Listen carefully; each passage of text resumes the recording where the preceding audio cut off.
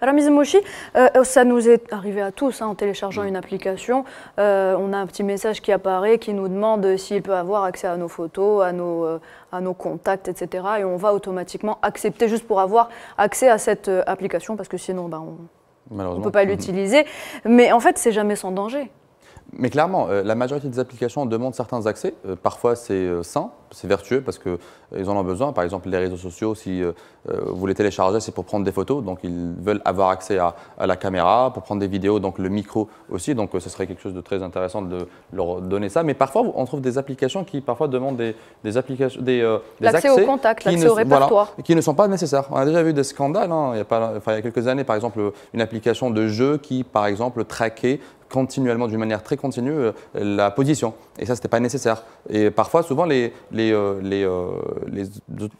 entreprises qui possèdent ces stores-là, par exemple Google Play ou Apple Store, parfois, elles disent que voilà, il ne faut pas faire ça, il ne faut pas faire ça. Notamment Apple, qui est très souvent est très strict sur ce sujet-là. Hein. D'ailleurs, même avec Uber, il y avait un problème où Uber traquait la position des utilisateurs même après avoir utilisé l'application. Et elle a été remise à l'ordre parce que ça ne se fait pas.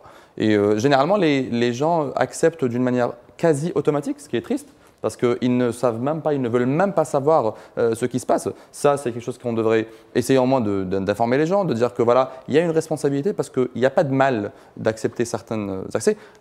Il suffit que ça soit justifié et il suffit que ça soit bien utilisé pour l'application et pour ce que l'utilisateur a donné son consentement. C'est ça l'important, c'est donner son consentement. On trouve ça dans des lois, par exemple, comme celle dont tu as parlé, Tajeddine, ici en Algérie. Il faut que l'utilisateur sache à chaque fois ces données, est-ce qu'elles sont utilisées, pour quelles raisons, pour quelles fins, est-ce qu'elles sont conservées, où est-ce qu'elles sont conservées. Il a un droit de regard, il a plusieurs droits qu'on va peut-être mentionner après durant cette émission-là. Mais l'idée, c'est qu'il soit conscient que ces données-là qu'il possède lui ont une grande valeur et il doit être prudent et que ça responsabilise énormément ces opérateurs-là, des applications mobiles, des sites web qui sont gérés par des entreprises qui, elles aussi, doivent respecter la loi et être à la hauteur, sinon elles vont être sanctionnées. Et on a vu que les sanctions quand même sont assez dures, vraiment, voilà.